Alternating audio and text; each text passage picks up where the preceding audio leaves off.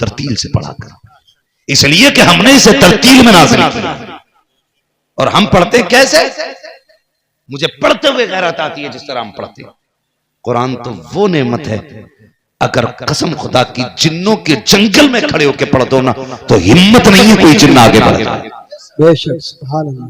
ये जो भूत नहीं उतर रहे ना औरतों के, इसकी वजह सिर्फ ये है कि इन्हें कुरान नहीं आता। जितनी बड़ी जाहिल होगी उतनी बड़ी भूतनिया होगी। जिन्नात उसके उतर सकते जिस पर चढ़े हो, तो खुद ही हो तो बताओ भाई, खुद ही जिन्न हो तो उतरेगी। सारे मजारों पे लेकर टहल लिए, 4-4 किलो के तावीज लटका लिए, कुछ नहीं होने वाला। बेटी दीनदार लेके आ, कुरान वाली लेके आ। अगर जादू किसी ने कर भी दिया, जिन्नात भी आ गए ना, तो रब ने कुरान में हर शय का इलाज रखा है। सिर्फ पाबंदी से कुरान पढ़ना शुरू कर दो, अल्लाह सारे भूत उतार डाले। लेकिन उतरेंगे कहां से? इसे तो खुद चढ़े पड़े। अब्बा ने भी सिर्फ गाड़ी में कुरान रखवा दिया था, पढ़ाया नहीं था। इसलिए मेरी गुजारिश है, कुरान पढ़ा करो, बेटियों को कुरान पढ़ाओ, बेटियों को कुरान पढ़ाओ। ताकि, और एक बात और बता दूं, बेटों को तो पढ़ा लिया ठीक है, ये मौलाना इनका तो करनी है दुआ। आपने अगर ऐसे बेटे पढ़ाए कि जो आलिम ना बने, तो पढ़ के वो खुद भी नहीं पढ़ते, पढ़ेंगे तो उनसे तुम्हारा कोई लेना देना नहीं। वो अपने ऊपर नहीं कुरान पे एहसान करते हैं, लो हमने आज 3 पारे पढ़े। लेकिन अगर तुमने बेटी को कुरान पढ़ा दिया, अगर वो पोती वाली भी हो जाएगी ना, जब भी कुरान खोल के बैठेगी, जब पारा मुकम्मल होगा हाथ उठाएगी, उसे अपने बाप की याद आएगी। वो कहेगी यार अब जो मैंने आयतें पढ़ी है इसका सवाब मेरे बाप की रूह को अता फरमा दे। क्या बात है, ये बेटी होती है। इसलिए बेटियों को भी पढ़ाओ। और तुमसे गुजारिश है, शादी जरा हल्के हाथ से कर लो। नाराज हो गए इस बात पर? तुम ये सोच रहे हो ना हमारे बहनों ने तो हमसे 10 लाख लिए थे, तू हमें रोक जा। जैसी करनी वैसी, जोर से जैसी करनी वैसी भरनी। जब लोगे तो दोगे भी, दोगे तो लोगे भी। इसके नुकसानात आप देख रहे हैं। नुकसानात पे अगर बात की जाए कई घंटे हो जाए, बस इतना समझ लो मुख्तसर में, ये निकाह के ये फितने फसाद वाली जो रस्म है ना, ये खत्म कर दो। अब लगन हो रही है, आप मिलन हो रहे हैं, आप पक्की करने आ रहे हैं, आप चढ़ाने आ रहे हैं, आप पहनाने आ रहे हैं, अब अपनाने आ रहे हैं। बेड़ा ही गरक कर दिया लड़की वालों। जब से रिश्ता बंद होता, जब से रिश्ता जुड़ता है ना, और जब तक लड़की मरती है, लड़के वालों का मुंह फैला रहता है और इसकी जेब का मुंह फैला रहता है गरीब का। तीजे में आ रहा तो दमाद को 500 रुपए, 40 में आ रहा तो दमाद को 500 रुपए, ईद पे आ रहा तो 1000 रुपए। ओ अल्लाह के बंदे कभी तो छोड़ जा। कफन दफन इनका बस चले तो कब्र की जगह का पैसा ले लो। बदलो यार अपने आप को, सुन्नत के तरीकों पे निकाह करो, ताकि तुम्हारे तरीके देख करके गरीब मुस्कुरा के कहे या रसूल अल्लाह, बात तेरा दीन ऐसी उम्मत में पैदा की गई हूं जहां पे गरीबों को भी निभाया जाता है, अमीरों को भी निभाया। अल्लाह किस उम्मत में पैदा कर दी? यहाँ तो सिर्फ अमीरों की इज्जत होती है, गरीबों की जो बेटियां मुर्तद और काफिर हो रही है ना, उसकी 2 सबसे बड़ी वजह है। एक तो तुमने उन्हें मोबाइल दे के आवारा छोड़ दिया है, और दूसरी वजह यह कि तुमने शादियां मुश्किल कर दी। ये सबसे बड़ी बात है। भाई टाइम पर शादी होगी कहां से, जब बाप पे 10 लाख देने के लिए होंगे नहीं, और ये लालची कुत्ता 10 लाख से कम में किसी की बेटी लेने नहीं आएगा। किसकी शादी टाइम पे? फिर 40 साल जब इसके हो जाएंगे, जिसे लड़का नहीं मिला तो इसके हिस्से में वो बुढ़ा आता जिसे कोई लड़की नहीं मिली। हाँ, कई लड़कियों के ये फोन आए, हजरत हम क्या करें, हमारे बाप ने निकाह जिससे किया उसकी उम्र हमसे 20 साल ज्यादा है। मैंने कहा वजह? उसने वजह बताई, वजह थी गरीबी। तुम्हें क्या लगता है खुदा सिर्फ तुम्हारा ही है? गरीब का खुदा नहीं है? जिसके बाप के पास देने के लिए 10 लाख नहीं है उसका खुदा नहीं है? एक गरीब की गुर्बत का इसलिए नाजायज फायदा उठाया जाता है, उसके बाप के पास देने के लिए 10 लाख नहीं है, 5 लाख नहीं है। बेगैरत है वो लोग जो पैसे फेंक के निकाह करते हैं, जो दौलत फेंक के निकाह करते हैं। आप तुझे बताऊं, अगर पैसे वाला सबसे इज्जत वाला होता तो मेरा नबी अपनी बेटी का हाथ कभी अली के हाथ में न देता, अली के हाथ में न देता। अली के हाथ में बेटी का हाथ दिया और कहा था, फातिमा अली से बेहतर जमीन पे तेरे लिए कोई मर्द हो नहीं सकता। बेशक, सुभान अल्लाह, सुभान अल्लाह, बहुत अच्छा। कर रहा मेरे दामाद के 18 गाड़ियां हैं। क्या बात है, सुभान अल्लाह, सुभान अल्लाह। ससुराल से कह रही है आप इनोवा मिल रही है जी अलिया बेटे, सलामी के पैसे खत्म, तेरी गाड़ी ना बिकी तो नाम बताना। जी। कई अब तो ऐसे काम करते मालूम है, पूरी लिस्ट लिए घूमता जानवर, वो बुढ़ा बाप जिसे जिंदगी में कभी बेटा बेड पे बैठने नहीं देगा, कह रहा 2 इंची से कम मोटी ना हो पिलाई। हाँ 2 इंची की पिलाई होनी चाहिए टोटल। विरांड बता रहा, कह रहा अलमारी 12 बाई 8 की हो। कुछ तो इतने बेगैरत, बेशरम, बेहया, नीच कुत्ते हैं कि लड़की वालों से अपने घर के फर्नीचर नपवाते। इससे बड़ा भी जलील होगा कोई? अगर तेरे घर बनाने की औकात नहीं तो तेरे लिए निकाह करना जायज नहीं। आप बताऊं, एक साहब कहने लगे, हजरत जी हमने बस ये पूछ लिया कि स्लिप कितना ऊपर है, करे नाप जाओ। कह रहा सिर्फ नापने गया था, पूरे कमरे का नाप दे दिया। कर दिया बेड़ा कर गरीब का। 5 लाख का खाना चाहिए, 5 लाख का खाना चाहिए, 12 बाई 12 का पूरा फर्नीचर चाहिए। उसके बाद कहता मेरे लोड़े को ये मिला है, एक कमी और रह गई, मोहताज। टांग और हाथ में पट्टी बांध के वो 3 पहियों वाला रक्षा ले गांव में चक्कर और लगा, दुनिया को बता मैं वो भिखारी हूं कि लोग मांग के उतना मांगते हैं जितना देने वाला आबाद रह जाए, लेकिन मैं वो भिखारी हूं जब मैंने मांगा है तो जिससे मांगा उसका मैंने बेड़ा गर्क करके रखा। क्या बात है, बहुत अच्छी, सुभान अल्लाह, सुभान अल्लाह। कह रहे यार रसूल का दामन नहीं छोड़ेंगे, मर के देख पता चलेगा कि बचाने वाला नसीब नहीं है। फर्नीचर तक नपवा दिया, तेरे लिए कमाया था उनने। 5 लाख का खाना चाहिए भूखों को, 15 लाख का जहेज चाहिए। एक बाप पूरी जिंदगी में 20 लाख कमाया और उसने छत पक्की नहीं की ताकि बेटी को इज्जत से भेज सके। और इसकी औकात बताओ, इनने जो मांगा था ना लिस्ट बना के, अगले दिन इमाम साहब फाता पढ़ने जाते हैं सुबह में, जरा वो बैठा दो इमाम साहब को बाहर, गेट के बाहर वो पड़ा है दीवान। इमाम साहब बोले यार ये कैसे रह गया इधर, जगह ना थी अंदर। घर में जगह नहीं थी रखने की और लिस्ट इतनी बड़ी थी। इतना बड़ा बेगैरत है, बारात के लिए पूरे गांव को नोतेगा, लेकिन वलीमे क्या कहेगा, नहीं खास खास लोगों की दवा। इतना बड़ा बेगैरत है। हंस रहे हो इस बात? एक बाप 12 साल कैसे कैसे करके मेहनत करता है ताकि बेटी की शादी पे इज्जत से रोटी दे सके। हाँ 12 साल की मेहनत होती है उसकी रोटी, और तुम तीली डाल के कहते हो नमक कम था। डूब नहीं पड़ी, दावत एक की है, 3 बैठ के जा रहे हैं मोटरसाइकिल पे, एक देखा 3 बैठे, 2 टंकी पे 5 फ्री की खाने जा रहे। अपने घर जब गोश्त लागा दुकान से, ये वो आईना, मैं आईना को दिखाऊंगा दाग चेहरे के, जिसे खराब लगे सामने से हट जाए। औकात देखनी है तो कसाई की दुकान में देखना है। जो बारात में डोंगे के डोंगे फेंक के कहता दूसरा ला, दूसरा ला, कसाई से लगा कहना हाँ, कह रहा आधा किलो गोश्त है, इसमें 3 बोटी चिकनाई की। तेरी औकात आती है अपनी जेब से 1 किलो खरीद के खा लेता, और गरीब के 5 किलो में आग लगा के आ रहा। शर्म नहीं आती? मेरे हुजूर ने फरमाया रिस्क की इज्जत करना, अगर ये रूठा तो दोबारा मैसर नहीं हो सकता। बेशक, सुभान अल्लाह, सुभान अल्लाह। बहुत समझ के बारात लेके जाया करो। अरे 250 हंगे जी, पता चला 400 गिरे आके गरीब के घर। ये कैसे करना, तो माने ही ना, बेइज्जत करने ला रहा है समझी को। ऐसा मुंह खोल कर रहा है जैसे इसके लिए जन्नत के झोंके चलेंगे। वे कौए अकेला आ जाता, 4 बच्चे ले आता, 4 लोग ले आता, इज्जत से रिश्ता करा लेता। आबरू लूट ली, बेटियां मरने लगी यार तुम्हारी बेगैरती की वजह से। कितने बाप वक्त से पहले बूढ़े हो गए तुम्हारे नोचने और खाने की वजह से।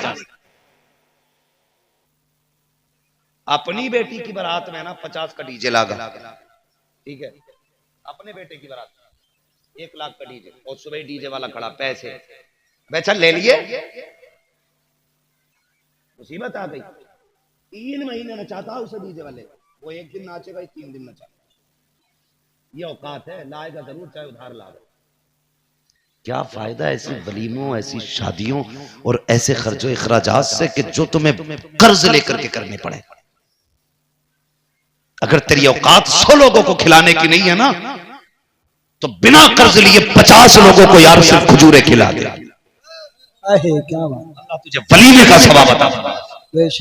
और खजूर भी ना हो, तेरी औकात नहीं है। इस्लाम ये कहता है दस्तरखान पर बैठा के खाली पानी पिला दे, अल्लाह तुझे मुस्तफा की सुन्नत का सवाब अता फरमाए। बेशक, सुभान अल्लाह, सुभान अल्लाह।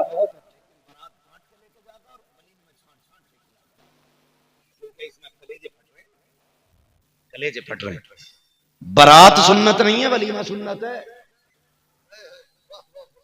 सुन लियो कान खोल के, और रगड़े जाओगे बेटे के हिसाब देने वाला नसीब नहीं होगा कोई।